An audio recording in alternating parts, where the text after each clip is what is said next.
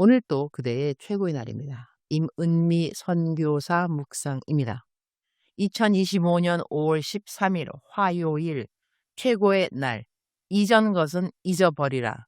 너의 죄 기억됨이 없다. 예레미야 33장.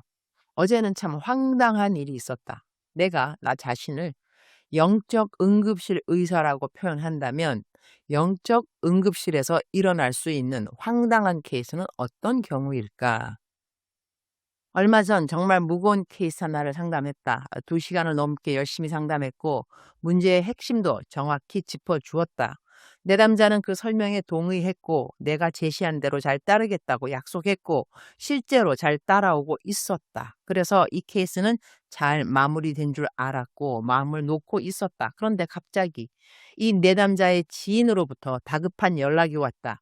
상황이 얼마나 힘들었는지 절박하게 도움을 요청해 왔다. 그때 나는 카톡으로 다른 내담자 상담 사역을 하고 있는 중이었다. 그 내담자의 케이스는 내 묵상에 전혀 올리고 싶지 않다. 이유는 내가 상담하는 케이스의 내용을 소개하므로 내 묵상을 읽는 분들이 아침부터 그 무게에 눌리게 하고 싶지 않기 때문이다.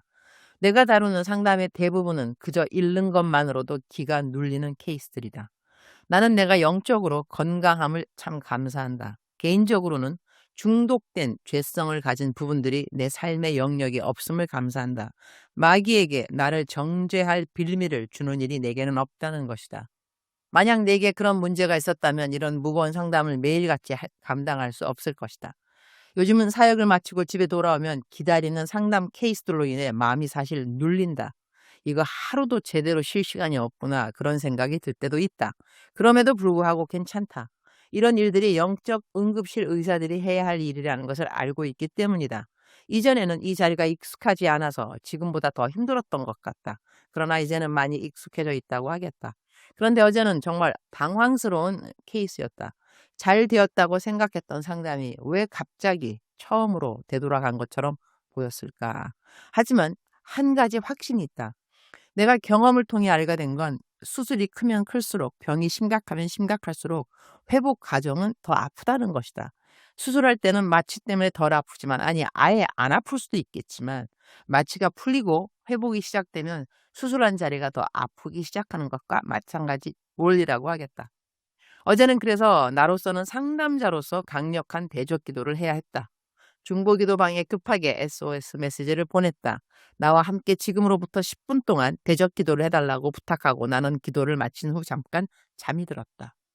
자정이 넘어서 일어나 보니 문자 하나가 와 있었다. 총신대학교에서 신학교수로 있는 오랜 친구 라영환 교수였다.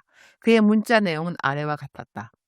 혹시 오전에 일정이 없으면 10시쯤 총신대로 와서 1시간 특강해 줄 수 있을까?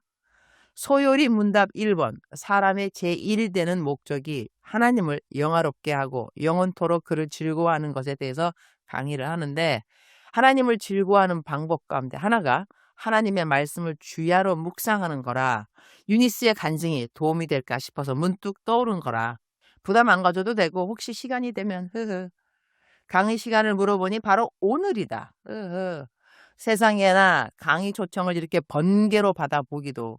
그런데 말씀 묵상의 기쁨에 대한 강의는 내가 좋아하는 강의 아닌가?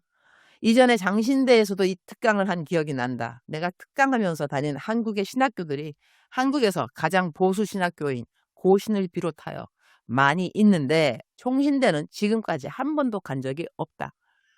친구인 라영환 교수가 총신대 신학과 교수인 덕분에 이번에 처음 총신대에 특강하러 가서 감사. 어제 무거웠던 상담 케이스들로 적잖이 눌려 있었던 마음이 오늘 해야 할 강의 생각으로 다 날아가 버렸다. 할렐루야. 나는 정말 강의하는 거랑 설교하는 것을 좋아하는 것 같다.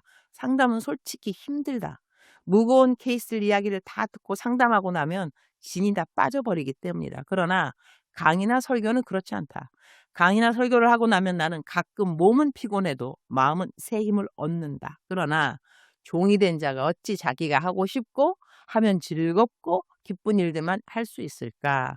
나는 하나님의 딸이기도 하지만 하나님의 종이기도 하니 종의 신분에 충성함도 당연히 있어야 할 것이다. 주인께 충성.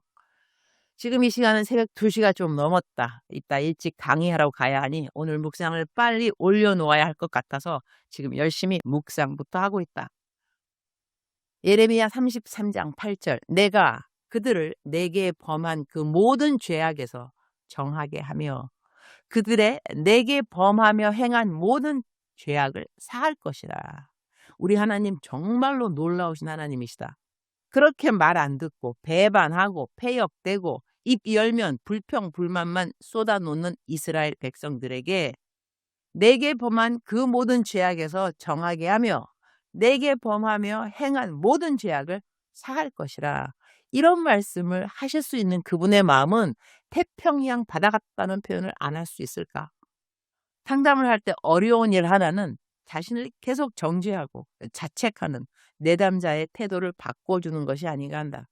자꾸 이전 것이 생각나는 것이 당연하겠지만 하나님이 그 모든 것을 용서하셨다는 것을 믿어야 새 일을 행하실 하나님을 만나게 되는데 계속 이전에 내가 자책과 정죄감에서 자유함이 없으면 그들이 겪고 있는 상황에서 벗어나기가 어려워지는 것이다. 주님, 오늘 또 최고의 날입니다. 주님은 우리에게 옛것을 생각하지 말라라는 명령을 주셨습니다. 우리가 우리의 죄악됨이 용서받았다는 것을 알아야 새로운 피조물로서 하나님으로부터 새로운 것을 기대할 수가 있습니다. 우리가 옛것을 잊어버려야 사막에서 강이 나고 광야에서 길이 나는 기적을 체험할 수가 있습니다. 말씀을 있는 그대로 믿을 수 있는 믿음을 허락하여 주옵소서. 우리말 성경 이사야 43장 18절 지나간 일들을 기억하지 말라. 과거에 연연하지 말라. 19절 보라 내가 새 일을 하고 있다. 이제 막 솟아나고 있는데 너희는 느끼지 못하느냐. 내가 광야의 길을 내고 사막에 강을 만들고 있다. 21절 이 백성은 나를 찬양하게 하려고 내가 손수 만든 사람들이다. 우리의 과거의 모든 죄를 사하여 주셨음을 믿습니다. 이제 앞으로는 하나님을 찬양하고 하나님의 이름을 드높이는 삶을 살아가라고 하나님이 우리 모든 죄를 용서해 주신 것임을 믿게 하여 주옵소서. 오늘 저는 아침에 종신대학교에서 특강을 하게 되어서 감사드립니다. 정말 오랜만에 캠퍼스 강의사이기네요. 오, 신나요, 신나. 이전에 한 세대 상담학 교수 하면서 학교 출근하던 때가 저절로 기억이 나네요. 오늘 강의 사역 후에는 막바로 만남 사역이 있습니다. 모든 사역에 기쁨과 감사가 함께 있기를 기도드립니다. 주님, 사랑합니다. 주님, 감사합니다. 오늘 또 우리 주님, 저를 보시면서 하루 종일 기쁨을 넘어서 감동이 되시면 참 좋겠습니다. 암송 말씀, 우리말 성경 이사야 43장 18절 지나간 일들을 기억하지 말라. 과거에 연연하지 말라. 작정서 점수 100점. 사랑하는 그대여, 사랑하는 그대여 출석 부르고 있습니다. 대답하셔야죠. 사랑하는 내 아들, 사랑하는 내 딸, 새롭게 시작할 준비가 되어 있느냐? 너 언제까지 이전의 너의 수치스러움, 너의 죄악됨, 너의 못됨, 너의 나쁜 말씨들, 너가 상처 준 사람들, 그러한 것만 생각하면서 하루를 보내려고 하느냐? 이전 것이 지나갔습니다. 내 말을 잘 들을지니라. 너가 나에게 회개했기 때문에 내가 회개하지 않은 죄를 용서했다는 것이 아니라 너가 잘못했다고 빌지 아니하였느냐?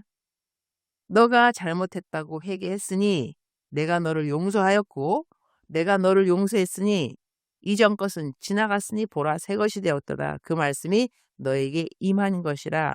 너는 새로운 피조물이라. 새로 갓 태어난 아이에게 과거가 있겠느냐?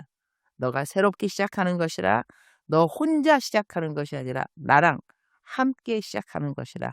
나의 오른손을 붙들지니라. 그리고 달리타쿰 소녀야 일어나라. 소녀야 일어나라. 일어날지니라.